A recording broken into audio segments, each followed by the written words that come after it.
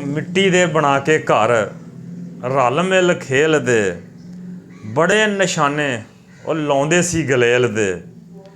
ਨਬੀ cream ਸੱਲੱਲਾਹੁ ਅਲੈਹਿ ਵਸੱਲਮ ਸਰਕਾਰ ਦਾ ਫਰਮਾਨ ਆ ਕਿ ਬੱਚਿਆਂ ਦੀਆਂ 5 ਆਦਤਾਂ ਬੜੀਆਂ ਹੀ ਪਸੰਦ ਆ। ਪਹਿਲਾ ਇਹ ਕਿ ਮਿੱਟੀ 'ਚ ਖੇਲਦੇ ਆ ਅਤੇ ਤਕੱਬਰ ਅਤੇ ਗਰੂਰ ਨੂੰ ਵੀ ਮਿੱਟੀ 'ਚ ਹੀ ਮਿਲਾ ਦਿੰਦੇ ਆ। ਦੂਸਰਾ, ਰੋ ਕੇ ਆਪਣੇ ਮਾਂ ਬਾਪ ਕੋਲੋਂ ਆਪਣੀ ਹਰ ਗੱਲ ਹੀ ਮਨਵਾ ਲੈਂਦੇ ਆ ਅਤੇ ਕਾਸ਼ ਇਹ ਅਮਲ ਵੱਡੇ ਵੀ ਸਿੱਖ ਲੈਣ। ਅਤੇ ਤੀਸਰਾ, ਮਿੱਟੀ ਦਿਆਂ ਘਰਾਂ 'ਚ ਖੇਡਦੇ ਆ ਅਤੇ ਜਾਣ ਲੱਗੇ ਉਹਦੇ ਹੱਥੀਂ ਬਣਾਏ ਹੁੰਦੇ ਆ ਉਹ ਢਾਹ ਜਾਂਦੇ ਆ, ਜਿੱਥੋਂ ਦੁਨੀਆ ਦੀ ਨਾ ਪਾਏਦਾਰੀ ਔਰ ਦੁਨੀਆ ਫਾਨੀ ਹੋਣ ਦਾ ਇਸ਼ਾਰਾ ਮਿਲਦਾ ਵਾ। ਚੌਥਾ, ਆਪ ਨੇ ਫਰਮਾਇਆ ਕਿ ਜੋ ਮਿਲਦਾ ਵਾ ਖਰਚ ਕਰ ਲੈਂਦੇ ਆ, ਕਦੇ ਹਿਰਸ ਤੇ ਹਮ ਤਮਾ ਕਰਕੇ ਉਹ ਜੋੜ ਕੇ ਅਗਲੇ ਦਿਨ ਵਾਸਤੇ ਨਹੀਂ ਖੜਦੇ।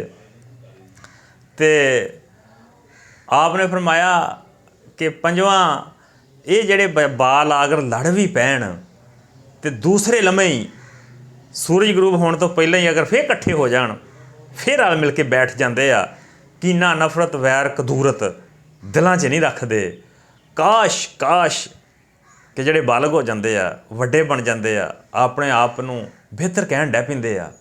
ਕਾਸ਼ ਇਹ ਗੱਲਾਂ ਉਹ ਵੀ ਸਿੱਖ ਲੈਣ, ਉਹਨਾਂ ਦੀ ਸਮਝ 'ਚ ਵੀ ਆ ਜਾਣ ਅਤੇ ਦੁਨੀਆ ਦਾ ਨਕਸ਼ਾ ਹੋਰ ਹੀ ਹੋ ਸਕਦਾ ਵਾ।